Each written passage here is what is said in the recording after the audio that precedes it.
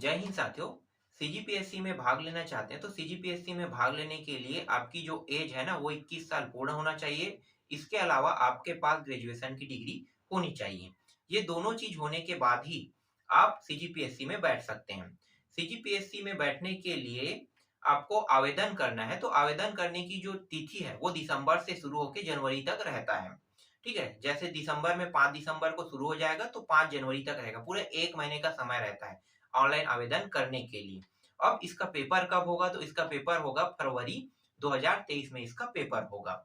इसमें दो पेपर होते हैं। फरवरी 2023 में जो पेपर होगा उसमें दो पेपर होगा। पहले पेपर को हम कहते हैं जीके कहते हैं और दूसरे पेपर को एप्टीट्यूड कहते हैं। तो ये जीके और एप्टीट्यूड दोनों जो पेपर हैं इसकी वैल्यू अलग अलग है। ठीक है, पहला पेपर आपके सिलेक्शन को डिसाइड करता है और दूसरा पेपर जो है वो सिर्फ पासिंग मार्क के लिए होता है। और दोनों पेपरों के बीच में 3 घंटे का समय होता है। अब पेपर जो होगा उसमें किस प्रकार से आपको नंबर लाना है और कैसे आप उससे क्वालिफाइड हो सकते हैं, तो इसके बारे में चर्चा कर लेते हैं। देखो, फर्स्ट पेपर को हम कहते हैं जीके कहते हैं। जीके पहला पेपर। ठीक है, जीके में अगर आप 50 प्रश्न सही सही बना देते हैं तो हर एक में 2 नंबर, मतलब 100 नंबर आपका डिसाइड होगा। 100 अंक जैसे ही लाए तो यहां से तो आपने क्या किया, क्वालिफाई कर लिया। ठीक है, दूसरा पेपर को हम कहते हैं एप्टीट्यूड बोलते हैं। एप्टीट्यूड एप्टीट्यूड टेस्ट है, ये सेकेंड पेपर है। ठीक है, ये पेपर होगा 3 बजे और ये पेपर होता है 10 बजे और इन दोनों के बीच में 3 घंटे का समय होता है। दोनों पेपरों के बीच में 3 घंटे का समय होता है। पहला पेपर में अगर आप लोगों ने 100 अंक निकाल लिए तो ये आपका निकल गया। सेकेंड पेपर में सिर्फ आपको 33 प्रश्न सही करना है। 33 दूनी कितना हो गया, 66 अंक। ठीक है, लेकिन कास्ट वाइज ये भी बटा हुआ है। 66 अंक अगर आप लोगों ने ला लिए तो आप दोनों पेपरों में पास हो गए। ठीक है, दोनों पेपरों में पास हो गए और दोनों पेपर में पास होने के बाद आपको मेंस दिलाना है। ठीक है, मेन जो होता है वो जून के आसपास होता है। तो इस तरह से प्रक्रिया होता है। अब इसमें प्रश्न कैसे आते हैं इस पे चर्चा कर लेते हैं। तो अभी जो है मैं आप लोगों को एप्टीट्यूड से संबंधित प्रश्न बता रहा हूँ। ठीक है, एप्टीट्यूड में जो प्रश्न है पिछले साल जो आया था वो काफी टफ प्रश्न था। इसी तरह से अगर टफ प्रश्न इस साल भी आता है तो क्वालिफिकेशन और टफ हो जाएगा। और बहुत कम अंक में क्वालिफाई हुआ था। बहुत लोग जो है ना बहुत कम अंक में, मैंने तो 100 बोल दिया, 100 बहुत है। 88 अंक में क्वालिफाई हुआ था। अब सोच सकते हो 88 अंक वाला क्वालिफाई हुआ था। क्योंकि ये जो एप्टीट्यूड है ना इसमें लगभग जो पेपर दिलाए थे वो 15-20, ठीक है 15-20 क्वेश्चन ही सही कर पाए थे। तो 15-20 क्वेश्चन में सिलेक्शन थोड़ी होगा। 33 क्वेश्चन सही करोगे तब सिलेक्शन होगा। तो इसलिए ना पहला अच्छा बनाने के बाद भी दूसरा में क्या हो गया, फेल हो गया। दूसरा में फेल मतलब आपको मेंस में बैठने के चांस नहीं मिलेगा। तो इस तरह से होता है। तो इसीलिए अगर आप हिंदी और छत्तीसगढ़ी भाषा को स्ट्रांग कर लोगे तो आप आसानी से पहला निकालने के बाद आप आसानी से मेंस में चला जाओगे। ठीक है, तो आपको हिंदी और छत्तीसगढ़ी भाषा को स्ट्रांग करना है। क्योंकि ये जो एप्टीट्यूड में आता है ना हिंदी और छत्तीसगढ़ी भाषा, यहाँ से कम 35 प्रश्न आते हैं और 35 में 2 छोड़ के 33 प्रश्न सही सही कर लेते हो तो आसानी से आप एप्टीट्यूड निकाल लोगे। और ये तो निकल गया आपका। तो दोनों निकालने पर ये ज्यादा टफ नहीं होता, ये सबसे ज्यादा टफ होता है क्योंकि ये क्वालिफाई वाला है। ठीक है, क्वालिफाई बस करना होता है तो ये सबसे ज्यादा टफ होता है। और इसमें ये नंबर बेस आधारित है। इसमें जितना ज्यादा नंबर पाओगे उतना अच्छा है। तो मैं अधिकतर कहता हूँ कि 50 प्रश्न सही सही करो, उसके बाद आप प्रश्न बनाना छोड़ दो। ठीक है, बने या ना बने, ठीक है बन रहा है तो ठीक बनाओगे, नहीं बन रहा है तो छोड़ दो। 50 सही हो गया, आपका यहाँ पे सिलेक्शन हो गया।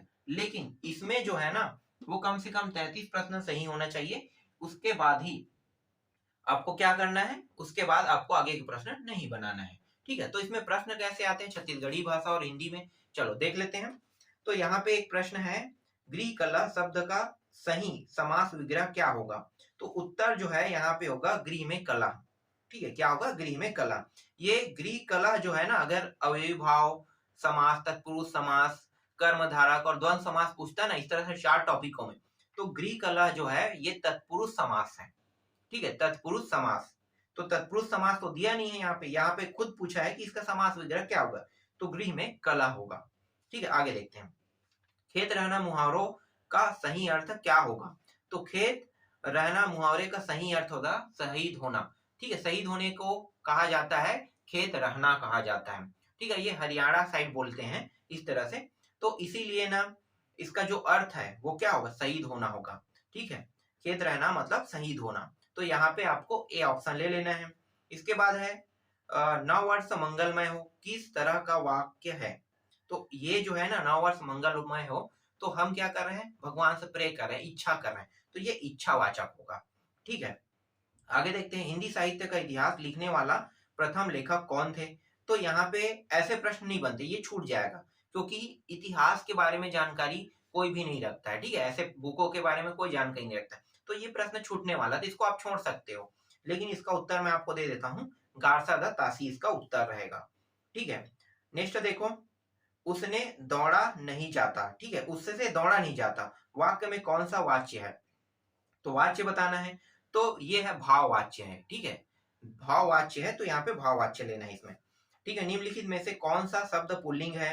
तो बात से बतियाना, रात से रतियाना, आय से आयु। ठीक है, तो ये कुछ ना कुछ तो बन रहा है, लेकिन व्यय से कुछ बन रहा है क्या? व्यय से व्यय वो कुछ नहीं बन रहा है, मतलब पुल्लिंग यही होगा, व्यय। ठीक है, इस तरह से दिमाग लगाया जा सकता है कि हाँ भाई ये पुल्लिंग है। पुल्लिंग कभी भी ना इसका अर्थ चेंज नहीं होता, हमेशा वही रहता है। जबकि बात से बतियाना हो गया, रात से रतियाना भी हो सकता है, आय से आयु हो सकता है, लेकिन व्यय से कुछ नहीं हो रहा है। ठीक है, इसीलिए व्यय ही क्या होगा? यहाँ पे पुल्लिंग होगा। नेक्स्ट प्रश्न है, तत्सम शब्द अप्सरा का छत्तीसगढ़ी तद्भव रूप है। तो ये एक शब्द में आप बता सकते हो, अप्सरा। ठीक है, हम ऐसे ही तो बोलते हैं छत्तीसगढ़ी में, अप्सरा। तो अप्सरा इसका उत्तर होगा। छत्तीसगढ़ी शब्द कोनो सर्वनाम है? तो यहाँ पे अनिश्चयवाचक आपको ले लेना है। अनिश्चयवाचक ये क्या है? सर्वनाम है। ठीक है, सर्वनाम पुरुषवाचक, निश्चयवाचक, संबंधवाचक ये सब होते हैं, लेकिन ये अनिश्चयवाचक है, कोनो। ठीक है, कोनो मिर्जाबू ऐसा बोल देते हैं ना, तो प्रश्नवाचक किस में? तो ऐसे प्रश्नों को अनिश्चयवाचक कहते हैं। ठीक है, आगे देखते हैं, क्रिया के रूपांतरण को कहते हैं। तो क्रिया के रूपांतरण को कहते हैं वाच्य कहते हैं। ठीक है, लहुटना का भाववाचक संज्ञा होगा, क्या होगा? लहुटई होगा। लहुटना का भाववाचक संज्ञा होगा लहुटई। ठीक, नेक्स्ट देखें, सकर्मक क्रिया है। सकर्मक क्रिया, इसमें चार ऑप्शनों में से कौन सा हो सकता है? तो यहाँ पे मैं बता देता हूँ, जिसमें क्रिया और कर्म दोनों हो उसे हम सकर्मक क्रिया कहते हैं। क्रिया का मतलब खा रही है। ठीक है, तो खाना क्या हो गया? क्रिया हो गया। और रोटी, ठीक है, किसे खा रहा है? रोटी को, तो रोटी कर्म हो गया, क्रिया क्या है? खाना। तो यहाँ पे जो बबीता रोटी खा रही, यही क्या होगा? इसका उत्तर होगा। इसके बाद यहाँ पे एक कविता दिया हुआ है, माटी तन कच्चा है काया, सपना साही जिन्ही ये छाया। ठीक है, तो उपयुक्त पंक्ति में कौन सा अलंकार है? तो अलंकार पूछा है, तो यहाँ पे छेकानुप्रास होगा। ठीक है, छेकानुप्रास। चलो आगे देखते हैं, ओहर क्या है? तो ओहर संज्ञा, विशेषण है, क्रिया, सर्वनाम है। तो ओहर जो है वो सर्वनाम है, तो उत्तर आपको सर्वनाम लेना है ऐसे प्रश्नों में। इनमें से कौन देसा शब्द है? देसा जो हमारे देश में बोले जाने वाले या हमारे देश से इसकी उत्पत्ति हुई, उसे हम देसा शब्द कहते हैं। तो यहाँ पे टपरा होगा। ठीक है, छानी वाला जो घर होता है, जो टीन शेड वाला होता है, ठीक है, तो टीन शेड वाले को क्या कहते हैं? टपरा ही बोलते हैं ना, या फिर झिल्ली से छा दिया जाता है उसको क्या कहते हैं? टपरा बोलते हैं। तो टपरा देसा शब्द है। झूठर्रा विशेषण शब्द का भेद है। तो इसका उत्तर जो होगा वो गुणवाचक विशेषण होगा। आगे देखो, इनमें से द्वंद्व समास का उदाहरण कौन सा है? तो द्वंद्व समास का उदाहरण जो है वो बड़ा सहारी। ठीक है, बड़ा सहारी। तो बड़ा सहारी जो है ना, ये द्वंद्व समास का उदाहरण, क्योंकि द्वंद्व समास में दोनों प्रधान होते हैं, मैंने बताया था ना, दोनों प्रधान मतलब बड़ा भी होता है और सुहारी भी होता है। तो बड़ा और सुहारी दोनों प्रधान है, इसका मतलब दोनों की वैल्यू जो है वो वास्तविक जीवन में डिपेंड करता है, इसलिए बड़ा सुहारी आएगा। सुंदर का विशेषण शब्द, सुंदर का विशेषण शब्द होगा सुघ्घर होगा। ठीक है, और सुघ्घर में यहाँ पे देखो, सभी में सुघ्घर, सुघ्घर, सुघ्घर, ठीक है, सुघ्घर ऐसे लिखा हुआ है, तो यहाँ पे जो घ है ना दो बार, जो सी है वही इसका आंसर होगा। निम्नलिखित में स्त्रीलिंग शब्द कौन सा है? तो जिसमें या लगे उसको ले लेना है। कुरिया। ठीक है, स्त्रीलिंग हम ऐसे ही तो बनाते हैं या लगा के, तो कुरिया क्या होगा? स्त्रीलिंग होगा।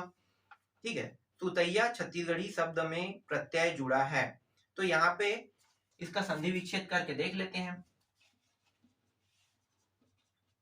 क्या है? सुतैया। ठीक है, सुतैया का संधि विच्छेद करो तो ये हो जाएगा सुत धन अय्या। अब देखते हैं अय्या है कि नहीं, क्योंकि प्रत्यय पूछा है, ये तो उपसर्ग है और ये प्रत्यय है, तो प्रत्यय बताना है हमें। तो देखते हैं अय्या है कि नहीं। हाँ अय्या है, यहाँ पे अय्या है, मतलब सी इसका क्या होगा, आंसर होगा। ठीक है, आगे देखते हैं। निम्नलिखित में से छत्तीसगढ़ी देशा शब्द है, तो देशा शब्द, छत्तीसगढ़ी में देशा शब्द बताना है, तो सकई। ठीक है, सकई, सकई, ये होगा सकई। ठीक है, तो ये इसका उत्तर जो डी है, ये इसका उत्तर होगा।